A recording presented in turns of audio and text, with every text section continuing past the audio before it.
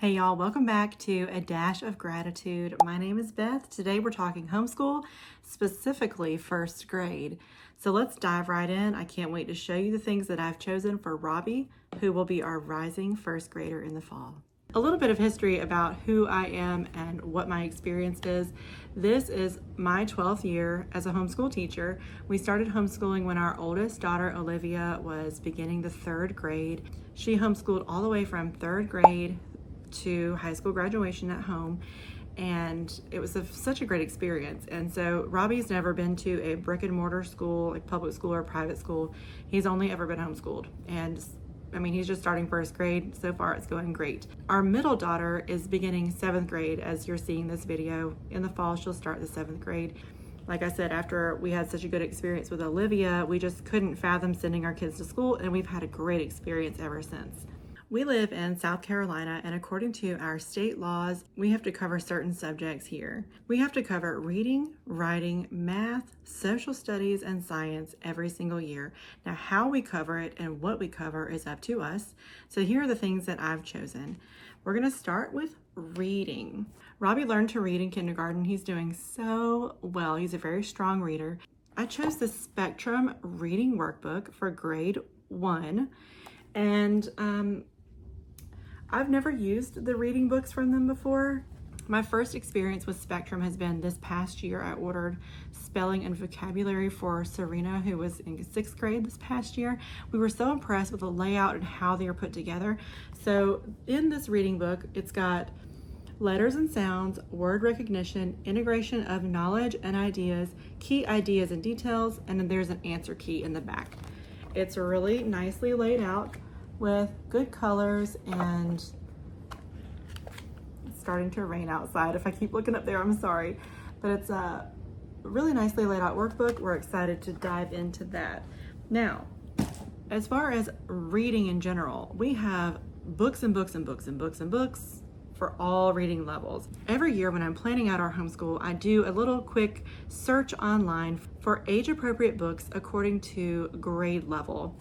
And I will curate a little stack of books for us to choose from, but we also have a really great used bookstore and an awesome library, so we've got all kind of books covered. One of the first ones we are going to start with this year is going to be Frog and Toad Are Friends. This is a classic, and we love Frog and Toad, and so I'm going to have him start reading this year. I think he's going to do so great. One of my favorite things about Frog and Toad, when Serena was little and Brandon would do like story time at bedtime or whatever, and he did these amazing voices for Frog and Toad. Maybe I could have him recall those and do a little video for you. Maybe not, but maybe he will. For spelling this year, we're also going to use a Spectrum spelling workbook. We're excited to do this. This workbook focuses on letter recognition, short and long vowels, sight words. It has a dictionary as well as an answer key. So I think that's going to be really, really good. I think it's going to be great. We've really been impressed with these. We're also going to be using this Minecraft journal. It's from the Thinking Tree. I'll link it down below. And this one is Minecraft themed. Robbie chose this journal for this year. He really loves Minecraft. And the way that these type of journals work is you choose your own books and use them to fill in this journal. So for example, here's day 1. You kind of talk about, you note your name and how you're feeling. You can do a little bit of art, a little bit of creativity. What can you build with these type of blocks? Finish this picture.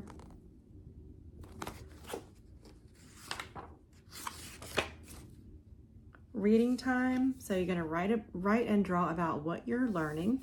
There's a whole page dedicated to that. And then a backyard science, like a nature study. So it's kind of basic, but what I like about it is that it incorporates Minecraft and a real world learning according to the books that you incorporate in. Oh, here's some math practice. Spelling time, animals of the world.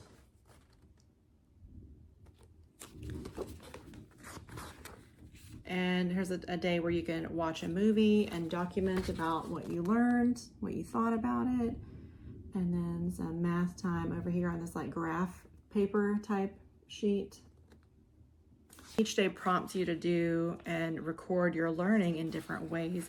But we really like this. We've used several of these in our homeschool, all the way from Olivia through Serena and Robbie. Serena is using one this year that is horse themed, so she's very excited about that. I do think it's important to note that no matter what this book prompts, every day we do math and every day we do a reading. So regardless of what this says to do or not do, we always do those every day when we fill in the gaps and record things in this. Of course, I sit right next to him as he does his schoolwork, but this is just a really nice way to keep it organized, and it makes this his. And he likes, every kid likes to have something that's theirs. This is just a really great way to keep things organized, and makes it a little bit different and more fun and engaging because it's Minecraft themed. For math this year, we'll be using Life of Fred Apples, and we love Life of Fred. It worked really well for Olivia all the way up. Serena is still using it on her grade level, and Robbie will start this year.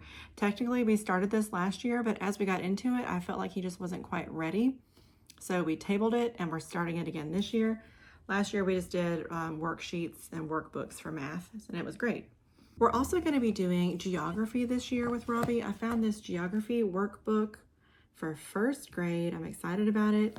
I also have a couple of books. I have a couple of books to go along with How to Make an Apple Pie and See the World. This book is awesome.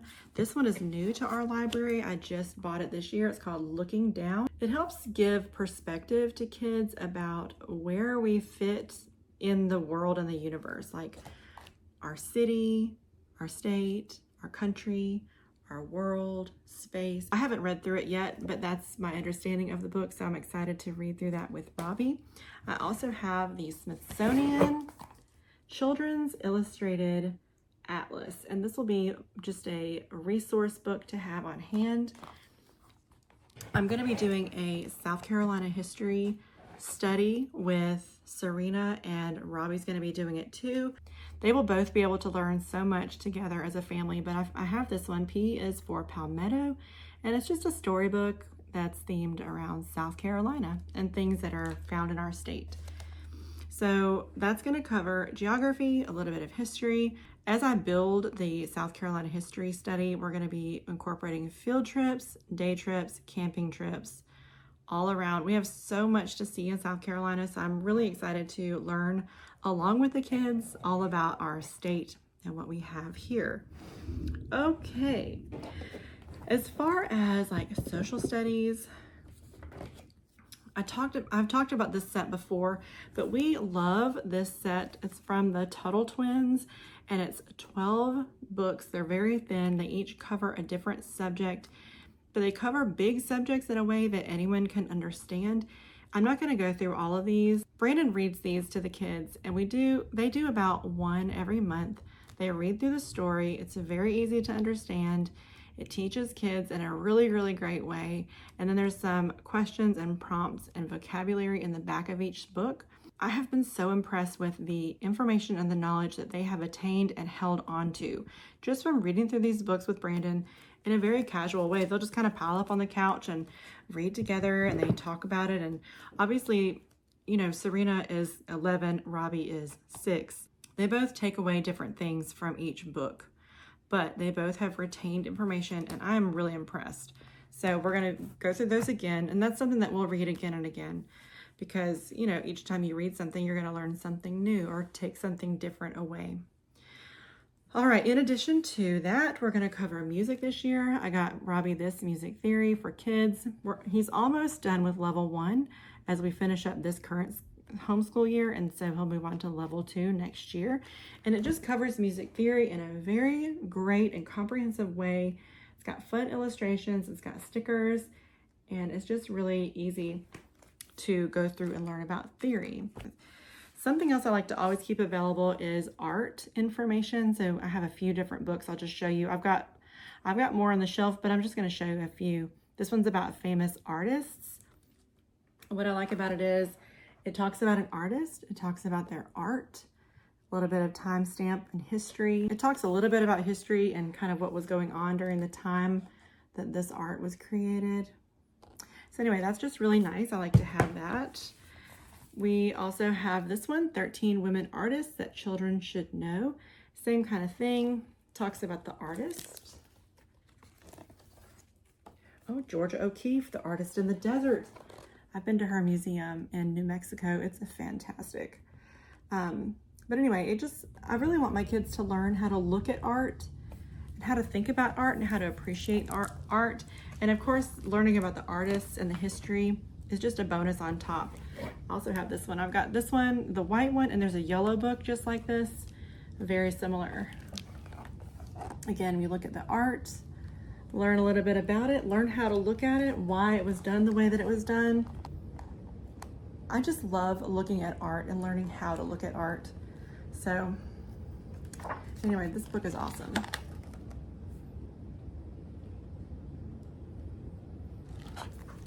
So we'll do that.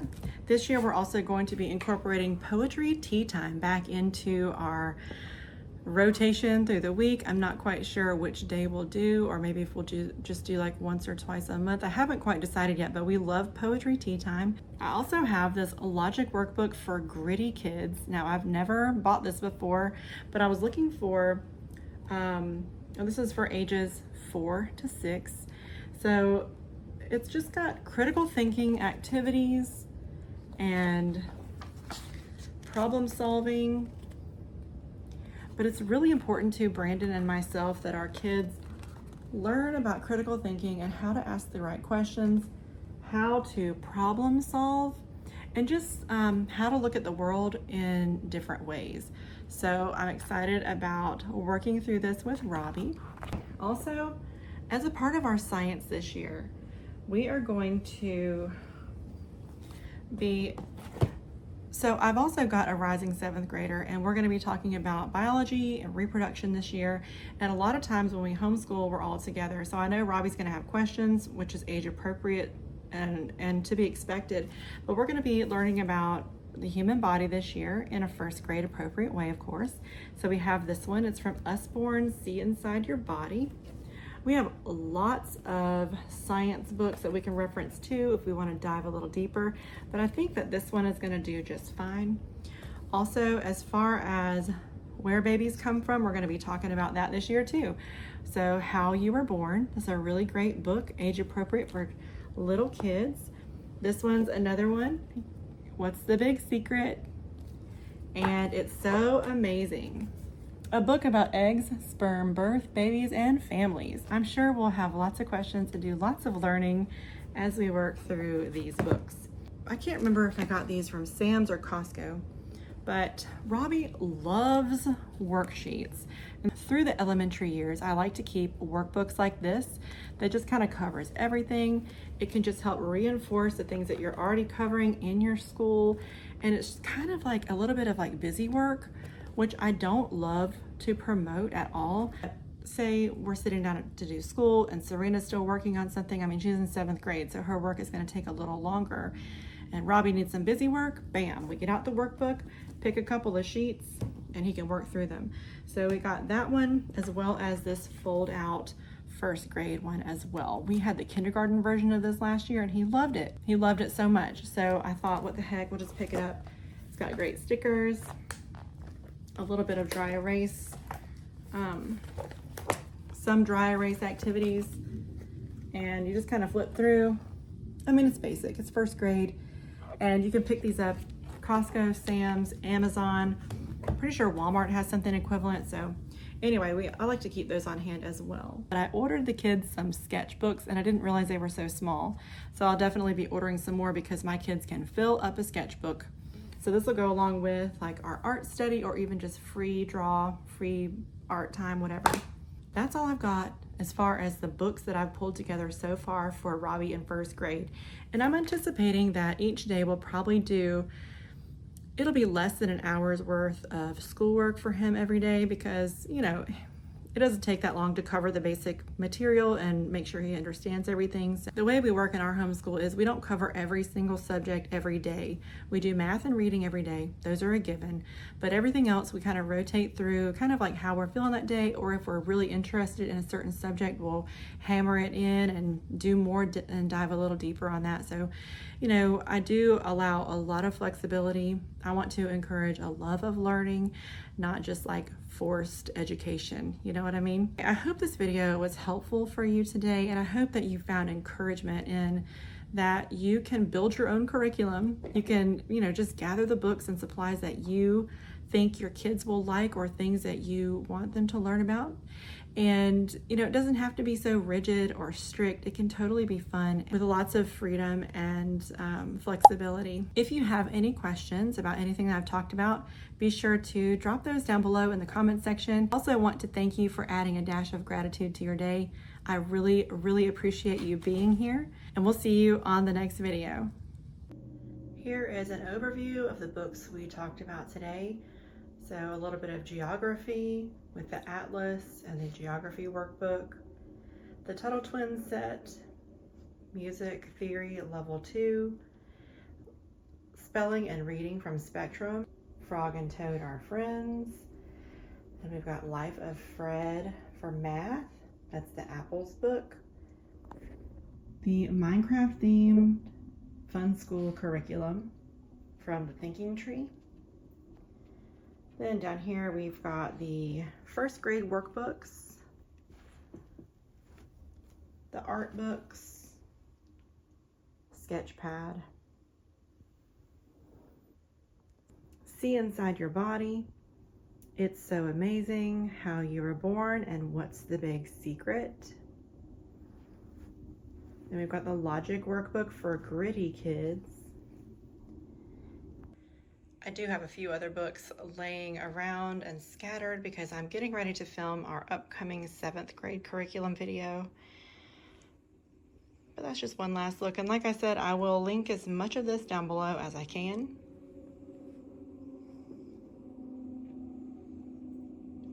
You want to come say hi? Hi. I was just telling the channel about your curriculum for 1st grade. Are you excited about starting 1st grade this year? Yes. Yes? What are you most excited to learn? I know I've got piles and piles of books here, but can you find one that you're... I know, we're going to learn so much. Baby. Yep, What's this? That's a little sketchbook for you. Ooh. Can I use it in 1st grade? Yes. Or now? No, not yet. You have to wait till 1st grade. This boy loves sketchbooks. I just sketch like all the time. All the time. It's true. Look at that. You excited?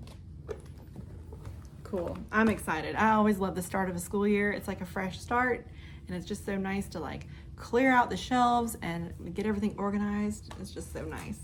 What is that? It's treasure. Oh, a treasure. All right. Let's say bye to the channel, okay? Bye. Bye. Thank y'all for watching.